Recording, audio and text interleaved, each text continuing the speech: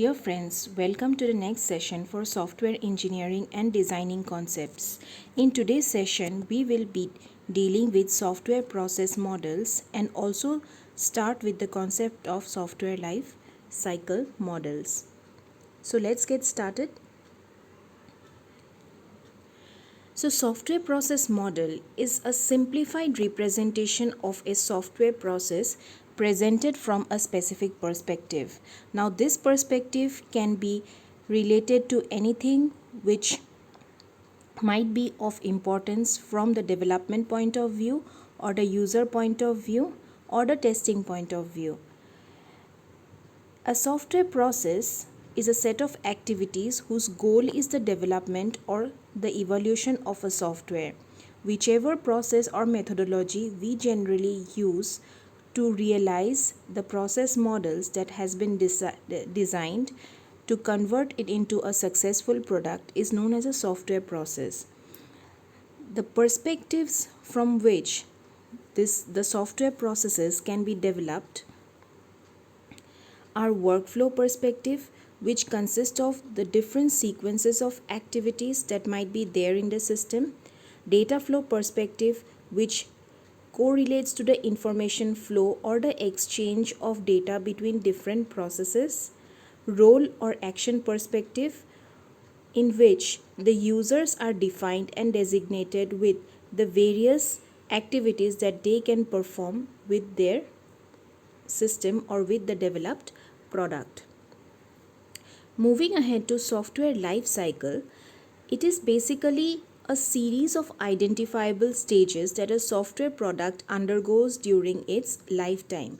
Just like a human has their own life cycle, and it starts from the time it is born to the time it grows up and starts doing various activities and finally dies off. A software also has a life cycle starting from the ideation stage or the conception of the idea to its design and development, and finally leading to the last stage, which is delivery and maintenance. So the different steps of a software life cycle generally or generically can be classified into feasibility study phase, requirement analysis and specification phase, design phase, coding phase, testing phase, and maintenance phase. So all these phases constitute the entire life cycle of a software. A software life cycle model or a process model basically is a descriptive and diagrammatic model of the software life cycle.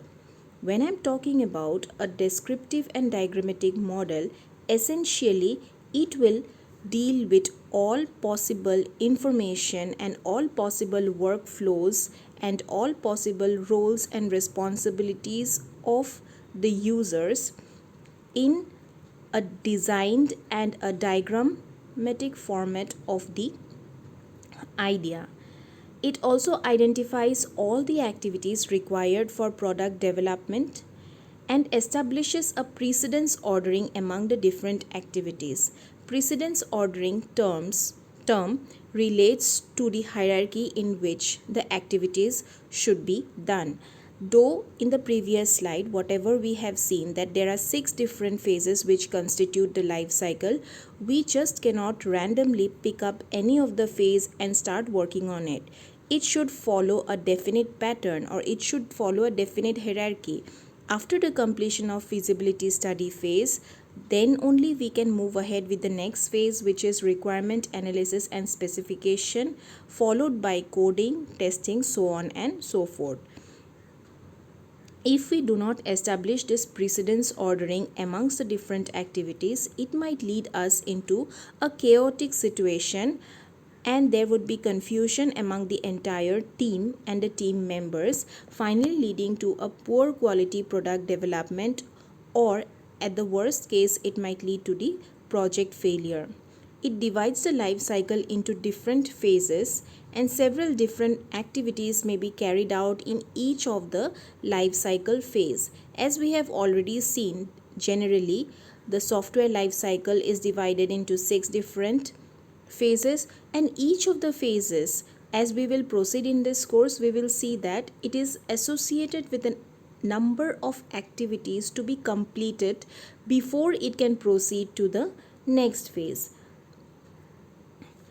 Now the question arises is, why do we have to model a life cycle, or why do you have to represent a life cycle? If the life cycle stages are already defined there, then why do we have to go to a diagrammatic representation of it or a written description of it? So basically, when we are talking about modeling a life cycle, essentially we mean that we are converting it into a documented form, which forms a common understanding of activities among the software developers and enables the software developers to understand the process in a detailed manner.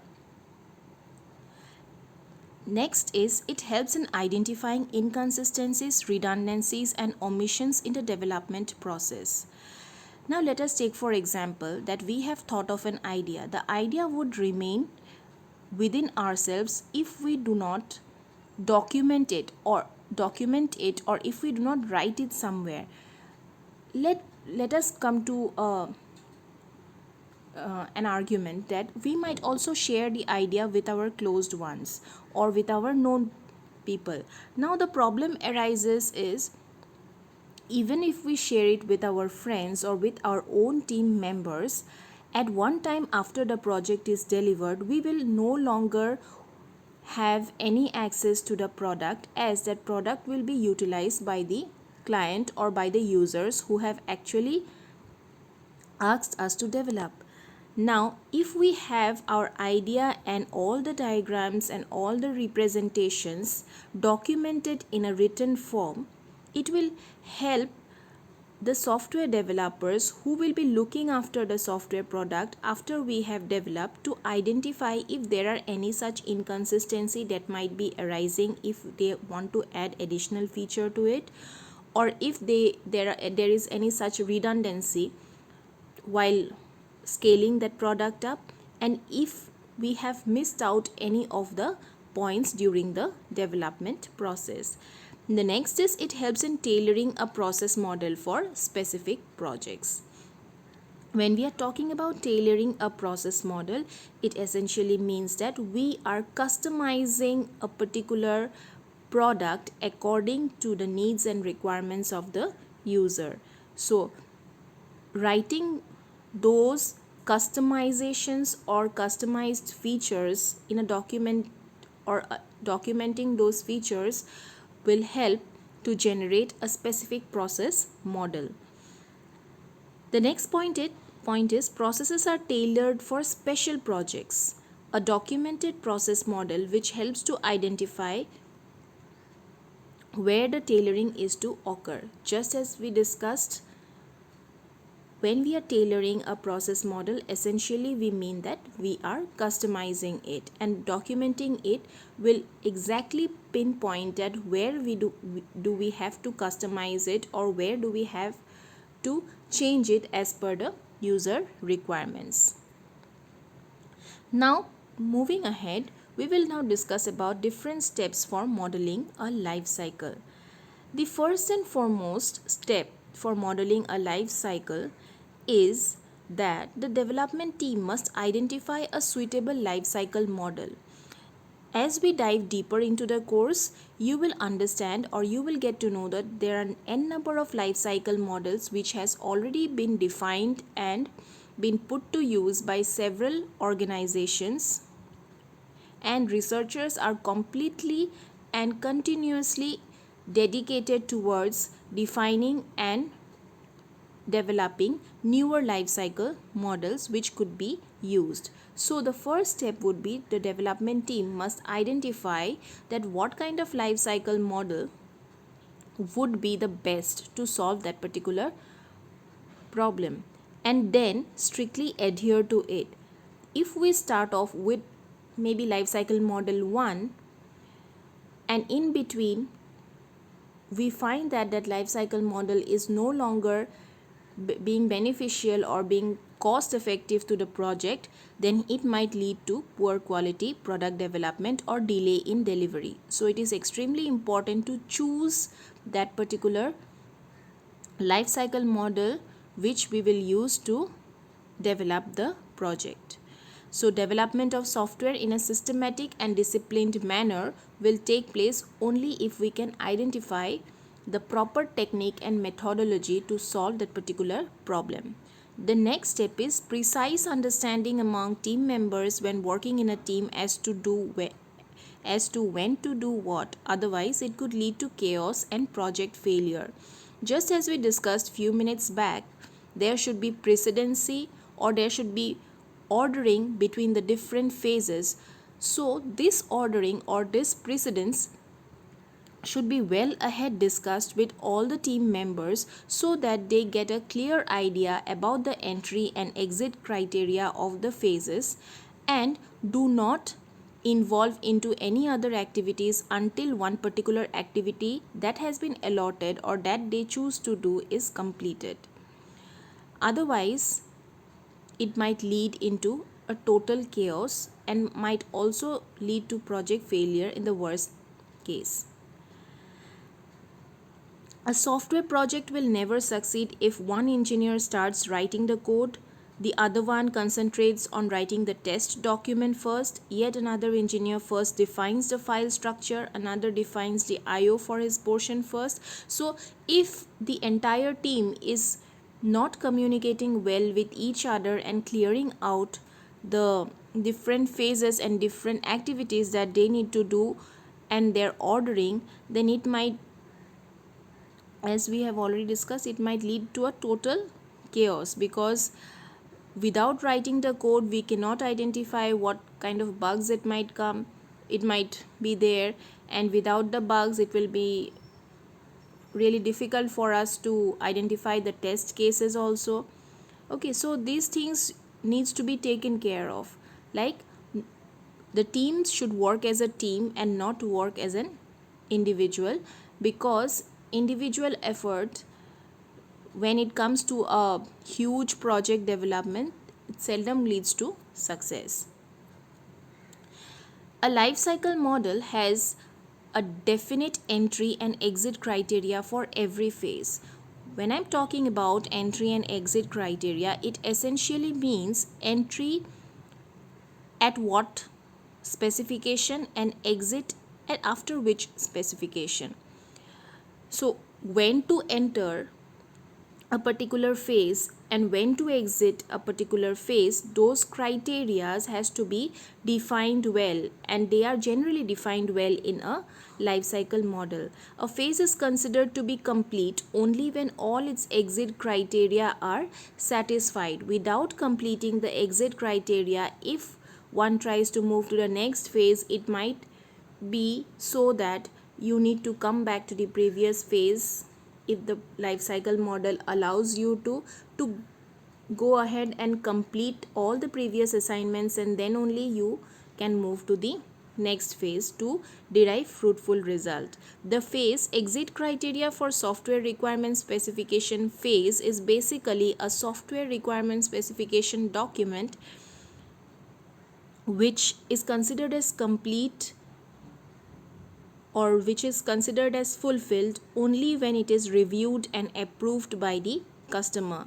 So after this SRS or software requirement specification is generated, then only we consider and approved by the customer, basically then only we can consider that the requirement analysis and specification phase is complete. We will discuss more into all this in our subsequent sessions.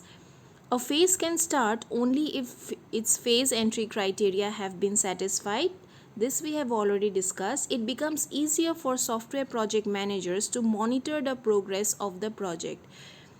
Whenever there is a certain entry and exit criteria or rules associated in designing and developing a particular phase, it becomes easier from the managerial point of view also to monitor the development of that particular project. So when a life cycle model is adhered to, the project manager can at any time accurately say or accurately convey the status of the project whenever asked for. Suppose the client in the middle of project development asks the manager that up to what point is the project complete, then the manager can confidently go back, review the different entry and exit criterias of the phases, and tell the user that this much portion or 80% of the project is complete, rest 20% would be delivered after the definite amount of time is crossed.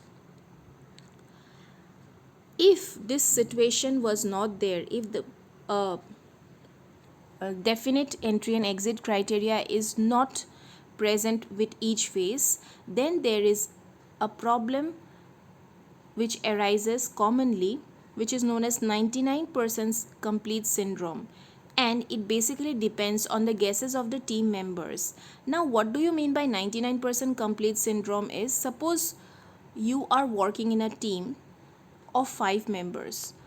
All the 5 members are individually working on different phases or different activities. Now, whenever the manager will come and ask you what is the amount of work that you have completed, and if you do not have an exit criteria for your activity, then it might be so that you will depend upon your own thought process and your own intuition to give an answer to the manager.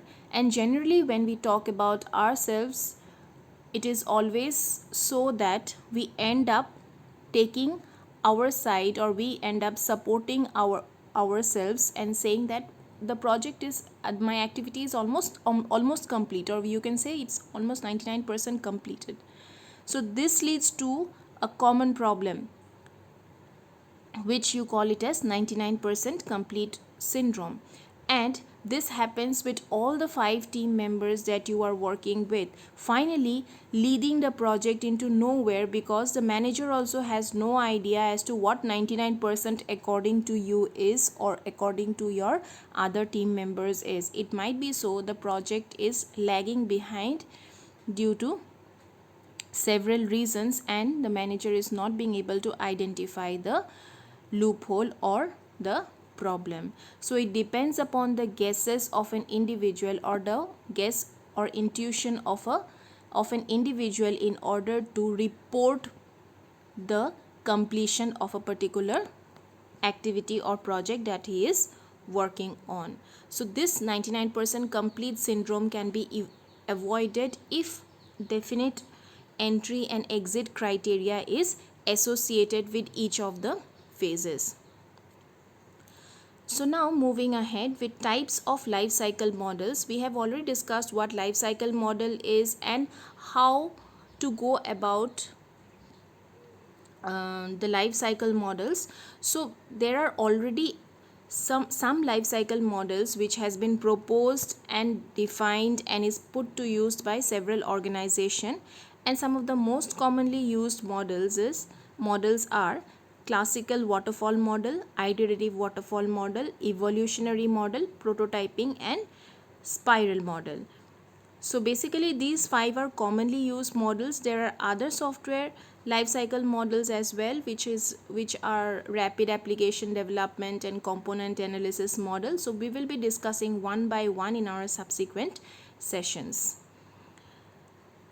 and we will also discuss about the life cycle model and its different phases in our next session. So thank you. I hope you had a fruitful session.